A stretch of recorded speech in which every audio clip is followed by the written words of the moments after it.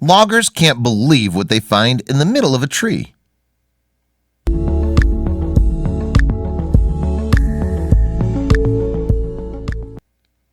They realized something wasn't right as soon as they cut down that tree trunk.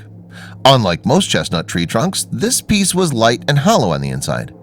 And once the trunk was on the ground, they realized that in the middle was a black hole. But they weren't expecting to find what they did, which was a canine growling at them. And while they were shocked by this discovery, there was an intriguing story behind it all. The loggers of Georgia Craft Company were experiencing a regular workday. The company is located in Jasper, Georgia, and as a paper mill machinery business, part of their work involves acquiring wood for paper pulp.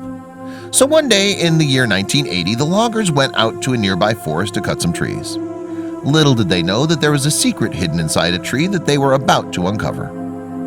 Given that they grow faster than oak trees, American chestnut trees have always been a great commercial value.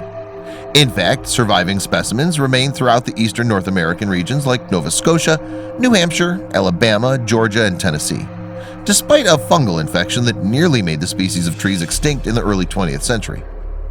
Chestnut trees have a number of interesting characteristics, one of which resulted in this phenomenon, which stunned loggers. The loggers began to chop down all the chestnut trees that they'd selected to be cut. It was a grueling task which would take all day. Then they prepared to cut down this chestnut tree. But they realized that it was hollow the moment their axes hit the trunk. But that didn't matter. As long as the wood came from a chestnut tree, it would produce pulp that was high in quality. So they continued to chop, not realizing what was within.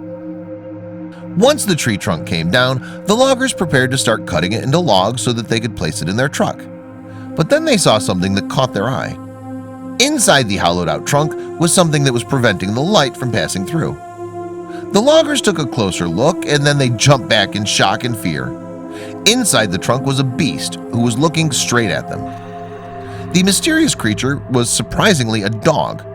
The loggers could tell because it had sharp canine teeth, a long snout, and paws that were near the trunk's top. But there was something really strange about this dog. It looked as if it was frozen. The loggers didn't understand how the dog wound up inside the tree trunk or why it appeared the way that it did, but they had a job to complete, so they had to make a decision about what to do with it, and fast. The loggers knew they'd lose money by not cutting up the tree trunk, but they decided that this interesting discovery was too incredible to chop down. So they decided to set it aside in the hopes that they could find someone they could give it to who could investigate the origin of the dog inside the trunk. Fortunately, the trunk eventually found its way to the right place.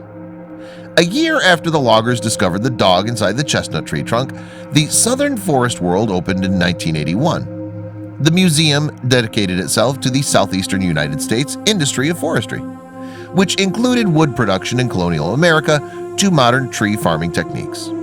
The loggers from the Georgia Craft Company knew this was the right home for the tree trunk. Southern Forest World received the tree trunk before it opened its doors. The staff knew it would be a popular exhibit, despite the fact that its connection to the forestry industry was only due to the fact that a bunch of loggers had discovered it. But they wanted to learn more about the dog within the trunk, and that's when the truth behind the mysterious chestnut tree was discovered. Southern Forest World sought out the help of biology experts to study the dog inside the trunk. The dog seemed to be mummified, but no one could figure out how that would have happened naturally without the help of human hands and the methods used back in ancient Egypt. But biological anthropologist Christina Kilgrove from the University of West Florida discovered that this is exactly what occurred to the dog. Kilgrove analyzes tissue decay and explains how the putrefying process begins when microbes begin to eat the tissue shortly after death. They grow, they reproduce, and they start taking over the body, she explained. But a property within the chestnut tree prevented nature from taking its course. Chestnut trees contain tannin, an organic substance that acts as a desiccant and absorbs moisture. It was the lack of moisture that prevented microbes from beginning the decaying process. But what about scavengers living outside the tree?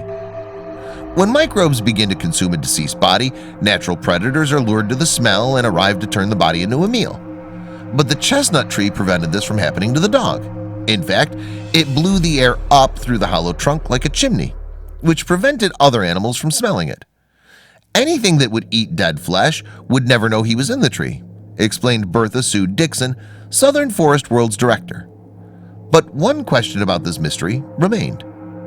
The question remained, how did the dog wind up inside the trunk of this tree? According to Dixon, he's a hunting dog, so we assume that he was chasing something in the tree. According to experts, the dog, who was 4 years old at the time, was probably chasing a raccoon or a squirrel around 1960. He may have followed his prey into the tree, but got stuck 28 feet in, where it likely died of starvation. But now he's preserved forever and very popular. The mummified dog has been extremely popular in the southern forest world. In fact, the attraction can be found prominently displayed in the central rotunda of the building. It's also surrounded by a variety of tree specimens like cypress, oak, and pine trees. He's such a star that his image is on promotional materials and even postcards. But ironically, it would be decades before the dog would get a name. The hound was called the mummified dog up until 2002. That's when the museum had a naming contest, and some of the runner-up names were Chipper and Dogwood. But the museum picked Stucky as the winner. The person who came up with the dog's name said that the dog's trunk coffin was like pecan logs, which are sold in Stucky's convenience stores. Of course, to avoid trademark infringement, the museum had to change the spelling a bit. If you're interested, you can go to Southern Forest World in Waycross, Georgia, and pay Stucky the mummified dog a visit.